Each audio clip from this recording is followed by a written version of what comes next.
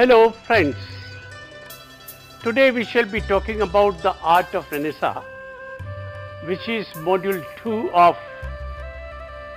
the paper 2nd. Acquaint about the Renaissance art, understand the characteristics of Renaissance art and architecture, illuminate on various stylistic features of the Renaissance art. In this period between 1400 to 1650 AD, we shall understand various aspects of art through the following headings: Introduction, Humanism, Characteristics, Oil painting, Artists, Guilds, some comparisons. We all know that art has the potential to capture the emotions of human experience when words fail us, to give us insight into positive madness, to expand our minds and help us learn more about the world and ourselves. There have been many moments in history when art has uplifted us in many ways. The Renaissance was such a response. In the 14th century, crisis came in many forms: the Black Death due to plague, the 100 Years' War, England and France, and mainly the turmoil in the Catholic Church shook people's faith in government, religion, and their fellow men. Now, the Europeans sought a new start, a cultural rebirth, a renaissance. In the previous chapter, we discussed how Renaissance was born in Italy. Italians discovered the writings, philosophy, art and architecture of the ancient Greeks and Romans and began to see antiquity as golden age, which held the answers to reinvigorating their society. Humanism. The Renaissance popularity of humanism and classical readings, combined with the availability of literature such as Dante's Divine Comedy, led to an interest in mythology, pagan and secular themes. Humanism emphasized the importance of education and knowledge, as well as the potential of the individual and civic responsibility. So in the Renaissance, we might see a civic moral like Ambrogio Lorenzetti's Peaceful City, a secular mural like Raphael's School of Athens with its themes of philosophy and science, or Botticelli's lyrical, mythological Birth of Venus. In the visual arts, humanism stood for many things. Some of the crucial ones are the emergence of individual figure in place of stereotyped or symbolic figures, greater realism and consequent attention to detail, as reflected in the development of linear perspective and increasing realism of human faces and bodies, lifeline human forms with correct proportions and realistic clothing and expressions. This new approach helps to explain why classical sculpture was so revered and why Byzantine art fell out of fashion. An emphasis on promotion of virtuous action, an approach echoed by the leading art theorist of the Renaissance, Leon Battista Alberti, 1404 to 1472, when he declared, "Happiness cannot be gained without good works and just and righteous deeds." Humanism led all to believe that it was the man, not God, nor destiny, that controlled human activity. In painting themes, this got reflected in use of uplifting stories, the triumph of virtue over vice, the win of good over evil. Let us look at the broad characteristics of Renaissance art. Leon Battista Alberti, 1404 and 1472, a Florentine painter, sculptor, architect, musician and poet, who also was skilled in warfare, defined himself as l'uomo universale, the universal man. What today we call a Renaissance individual, Alberti wrote definitive treatises on painting, sculpture, architecture and family. His seminal book on painting was extremely influential in its own time, and today it is considered a primary source for understanding of visual art of Renaissance. From the book, the following can be learnt about Renaissance painting features in terms of its subject matter. Narrative. Alberti believed that the story or narrative, was very crucial for the painter. Whether the story can be secular or religious, it was important for Alberti that painters become friends with poets and storytellers because their knowledge of many things could be useful in composing the historia. So the altarpieces might depict the life of Mary or Christ, or mythological stories might decorate household objects and furniture. Portraiture. The human face, both realistic and ideal, in form of portraits, served commemorative functions such as celebrating a marriage, a birth, or recording a face from a death mask. Landscape. Landscapes often were used as background in portraits and narrative paintings or relief sculpture. Emotion. In an effort to create a certain emotion in viewer, Renaissance artists created a form of visual rhetoric, where the viewer felt inspired in their faith or encouraged to be a better citizen. Formal techniques. Formally, Renaissance art is characterized by naturalism, the use of expressive gesture, linear perspective, atmospheric perspective, and chiaroscuro. In painting, figures are placed in a three-dimensional, believable space, and their posture and gesture is part of a complex formal arrangement. Perspective. The development of perspective was part of a wider trend towards realism in the arts. To that end, painters also developed other techniques, studying light, shadow, and human anatomy. Leonardo da Vinci stated that observation is the common mother of all sciences and arts. He believed that the eye is the least easily deceived of all the senses. Underlying these changes in artistic method was a renewed desire to depict the beauty of nature and to unravel that of the aesthetics. To add three-dimensional depth and space to their work, Renaissance artists rediscovered the greatly expanded on the ideas of linear perspective, horizon, line, and vanishing point. Linear perspective. Rendering a painting with linear perspective is like looking through a window and painting exactly what you see on the window pane. Instead of every object in the picture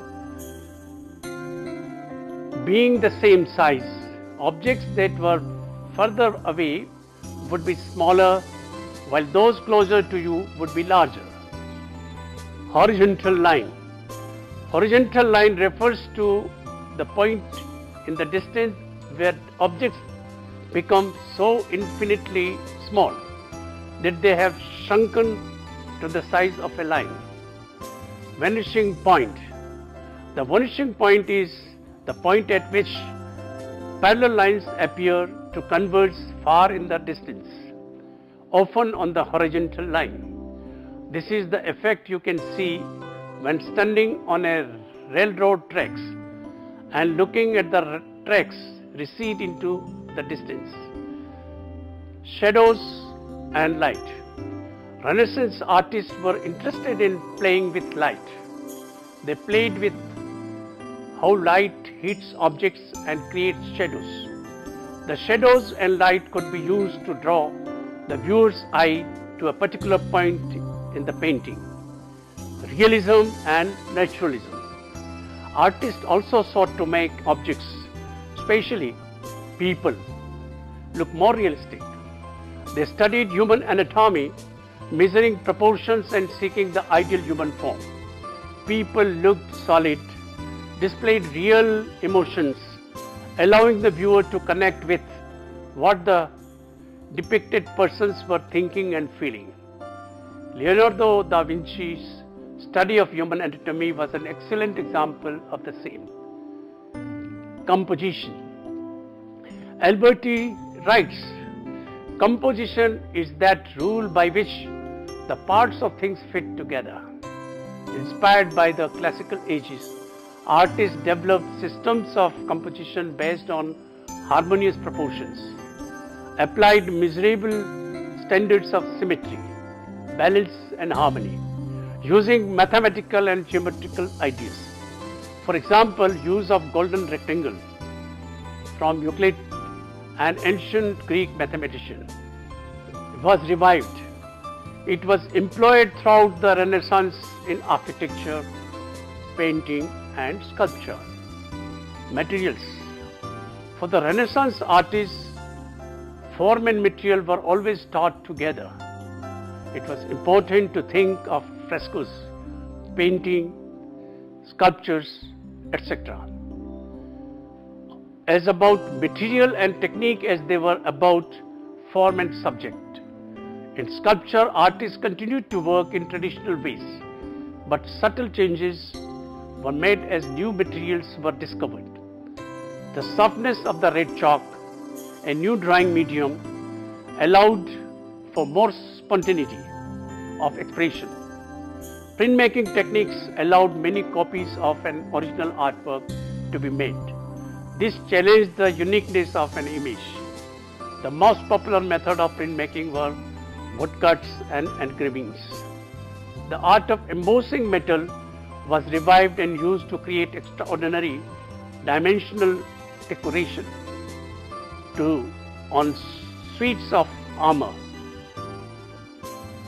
New techniques in the art of firing made it possible to create costly objects of majolica, tin glazed earthenware, ornamented with subtly painted narratives. These are only a few of new materials and techniques that were discovered and developed in the Renaissance. In architecture, Renaissance brought a revived interest in classics, brought about the first archaeological study of Roman remains by the architect Brunelleschi and sculptor Donatello. The revival of the style of architecture based on classical precedents inspired a corresponding classicism in painting and sculpture, which manifested itself as early as 1420s in the paintings of Masaccio and Giusello. Colors and pigments. Two new color pigments were used in many use in Renaissance painting, red and blue. Red vermilion, the Roman medium, known as Chinese red, from the ore of cinnabar, was very bright and toxic but very permanent. It was used extensively in gospel illuminations. 1300s, a synthetic version was developed. In the 12th century, blue color, the form of ultramarine from overseas, was like the known lazulin blue obtained from the precious stone lapis lazuli and was introduced. Very rich in its use and powerful color, it was developed by Persians in Afghanistan. Also, a synthetic versions of Naples yellow was produced and a number of red lakes were developed. Paintings were executed in egg tempera, oil or fresco. For all three types of paint, the colors or pigments were extracted from minerals, vegetables and manufactured salts, including berries, flowers, insects, metal oxides, copper acetates and other materials, which were ground to a paste. The pigments for egg tempera were mixed with egg yolk, a binder, and occasionally the white of the egg was added. This mixture then was diluted with water. Tempera dries quickly and is most suitable for covering small, clearly defined areas. It provides colors that are pure and bright. Oil painting. The improvement of oil painting and developments in oil painting techniques by Netherlandish artists such as Jan van Eyck, van der Wijn and Hugo van der Goes led to its adoption in Italy from about 1475 and had ultimately lasting effects on painting practices worldwide.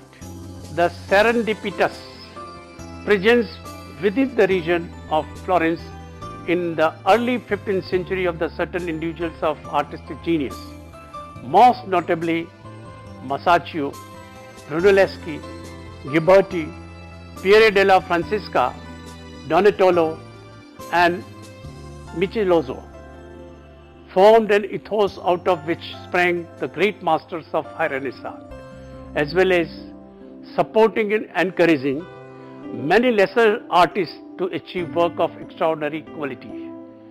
A similar heritage of artistic achievement occurred in Venice through the talented Bellini family. Their influential in-laws Mantegna, Giorgione, Titian and Tintoretto. Artists came from various strata of society.